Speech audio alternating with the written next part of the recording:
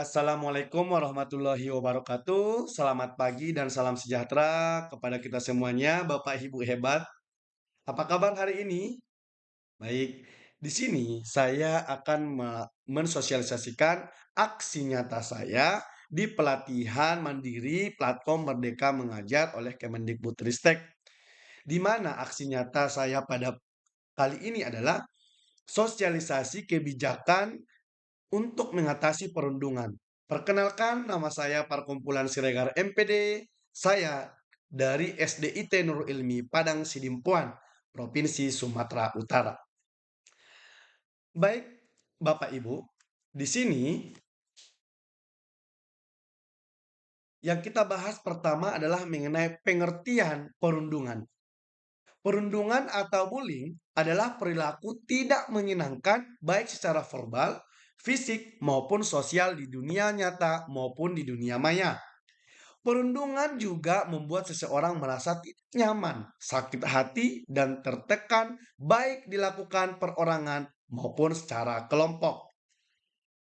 Jenis-jenis perundungan agar kita ketahui bersama. Yang pertama adalah cyberbullying, yaitu perundungan secara online. Yang kedua, physical bullying, yaitu perundungan secara fisik. Yang ketiga, sexual bullying, yaitu perundungan secara seksual. Yang kelima adalah verbal bullying, perundungan verbal. Yang keenam adalah prejudicial bullying atau penindasan emosional. Sedangkan yang terakhir, yang ketujuh adalah relational bullying atau perundungan secara sosial. Nah, inilah jenis-jenis perundungan yang ada yang mungkin kita tidak ketahui. Nah, berikutnya Bapak Ibu, siapa sih pihak-pihak terkait terlibat di dalam perundungan ini? Pihak-pihak terlibat di dalam perundungan ini adalah yang pertama pelaku perundungan, yang kedua korban, yang ketiga adalah penonton. Nah, jadi harus kita pahami, bukan hanya pelaku dan korban saja yang terlibat di perundungan ini, tetapi yang melihatnya atau yang menontonnya juga termasuk pihak yang terlibat di perundungan ini. Nah, berikutnya adalah ciri-ciri pelaku perundungan. Ciri-ciri pelaku perundungan yang pertama adalah tidak matang secara emosional. Seterusnya, tidak mampu bersosialisasi dengan baik. Berikutnya, kurang kepedulian terhadap orang lain. Kurang konsisten, mudah marah dan impulsif. Dan yang terakhir adalah tidak memiliki rasa bersalah dan menyesal. Itulah ciri-ciri orang pelaku perundungan. Nah, perundungan ini dapat terjadi kapan saja dan di mana saja, Bapak Ibu. Di mana saja lah itu perundungan itu terjadi. Yang pertama, bisa saja di sekolah, bisa saja di area publik, bisa saja di rumah, dan bisa di dunia maya. Keempat tempat ini bisa saja terjadi perundungan atau bullying yang tidak kita sengaja bisa kita lihat dan dapat kita rasakan. Berikutnya, mitos tentang perundungan. Bagi siapa yang pernah melakukan hal ini, berhentilah. Itu mitos, Bapak Ibu. Yang pertama adalah perundungan membuat karakter anak menjadi kuat. Katanya biasa itu, biar kuat dia menghadapi dunia ini. Itu perundungan, Bapak Ibu. Itu mitos. Yang kedua, perundungan sama saja dengan candaan atau gurauan. Main-main itu, biasa itu. Itu juga mitos. Yang ketiga, perundungan adalah hal yang wajar terjadi pada peserta didik. Jangan kita anggap wajar. Itu akan besar nanti akibatnya, fatal. Yang keempat adalah perundungan akan selesai dengan sendirinya jika didiamkan. Ini yang biasa kita dengar oleh orang tua, guru, dan yang lainnya. Biasa itu.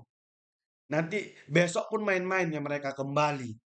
Besok pun udah candaan mereka. Itu hal yang tidak wajar. Itulah mitos.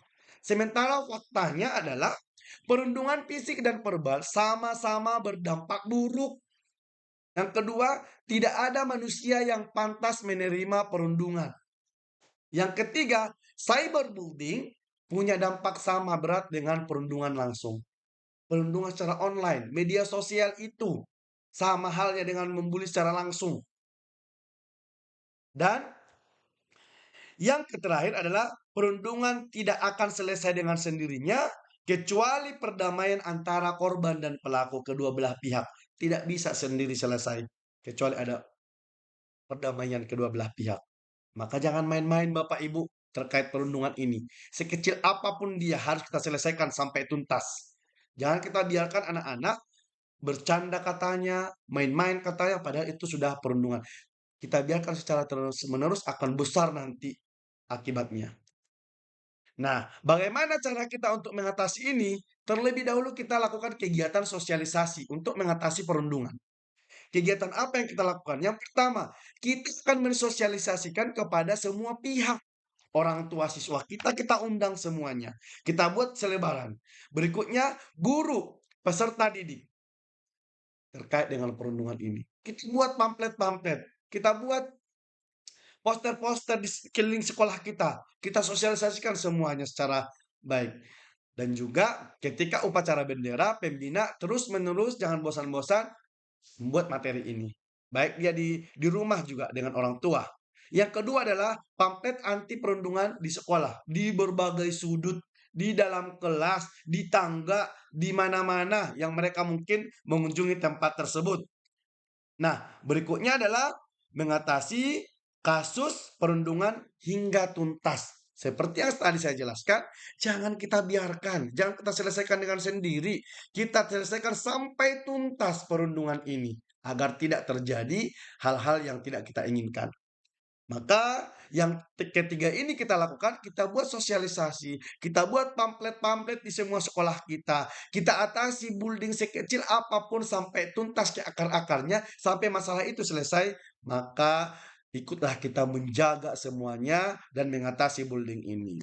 Nah, terima kasih Bapak Ibu. Mudah-mudahan dapat bermanfaat ilmunya, bisa kita terapkan di tempat kita bekerja, di lingkungan kita, dan di rumah kita. Cukup sekian dari saya. Wabillahi taufik walhidayah. Wassalamualaikum warahmatullahi wabarakatuh.